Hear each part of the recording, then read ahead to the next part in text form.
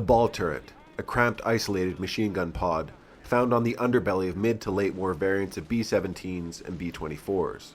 Crewing a bomber was considered one of the most dangerous jobs of World War II, and out of that crew, being inside a ball turret was considered one of the worst positions. The brave men who crewed these ball turrets have in part inspired the production of several movies, even influencing designs shown in Star Wars. So let's take a look at what it meant to crew a ball turret and highlight some of the movies they're shown in. After this, boys.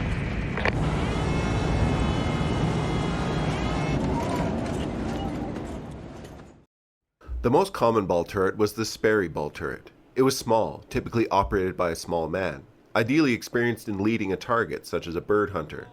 To enter the turret, the gun would need to be pointed straight down. A man would crawl in, put their safety strap on, and lock the turret door, separating himself from the rest of the aircraft. The gunner would spend his time in the turret in the fetal position, his eyes in level with a pair of Browning 50 caliber machine guns. The cocking handles were located too close to the gunner to be operated easily, so cables were attached to the cocking handles. Servicing the guns was particularly difficult in the event of a stoppage. These guns were given detailed maintenance before each flight. I'm not just nervous. I think jammed on me last mission. Look, I'm the one who has to sit in this rat trap. I checked it out top to bottom. It's okay. Take it easy, rascal. Gee, thanks, Virgin. A ball turret gunner used a joystick system to fire the guns and rotate the ball. His feet would adjust the state-of-the-art K4 computing sight. He could rotate the ball as fast as an enemy aircraft could fly past a bomber. The ball was powered by a hydraulic pump and constant speed electric motor.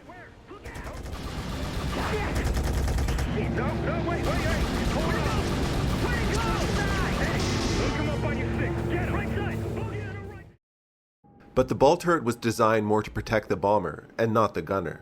There was no room inside the ball turret for a parachute. If the plane was shot down, the gunner would have to align the hatch door and crawl out to the parachute left in the cabin above, strap it on, and jump from the aircraft, a lengthy process. The gunner knew this as he flew along in his cold aluminum ball, with a view straight down to earth. He was unable to move about to keep from cramping, or even look over his shoulder to check on another member of the crew, though he did have a heated suit. Just keep checking your mask for frozen saliva. That ice gets down there and blocks your oxygen flow, and I don't want anyone passing out on it. Yeah. In short, don't drool. Fear was ever present for the ball turret gunner. They were alone for the majority of the bombing mission for up to 10 hours at a time, but he was needed on his gun. The crew relied heavily on the ball turret. It was one of the most effective positions, able to rotate 360 degrees, following any target beneath the plane, though there were cutoffs to prevent the gunner from hitting the aircraft's engines. Rotating the ball to face an enemy was a courageous move every time, as the only armor for the ball was at the gunner's back. Time at 10:30. 10:30, higher left. Low. Here they come. The B-24 Sperry ball turret was different from the B-17s in that it could be retracted partially into the hull. The Liberator's tricycle landing gear didn't provide clearance for the ball on takeoff or landing. Occasionally B-17s and B-24s would destroy their ball turret in the event of a belly landing, another hazard the ball turret gunner had to consider if stuck in the ball due to a mechanical failure.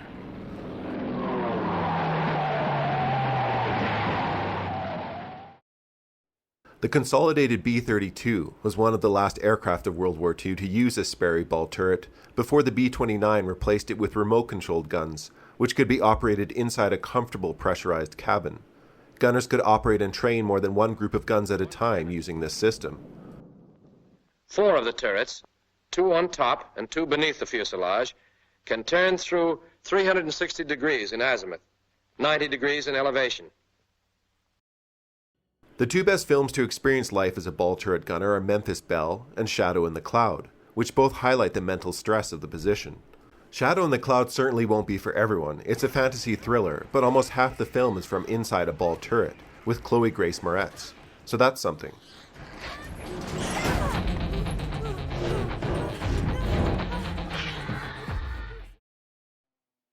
Alright, I'm Johnny. Thanks for watching this brief on ball turret gunners, a role that deserves more than its fair share of recognition.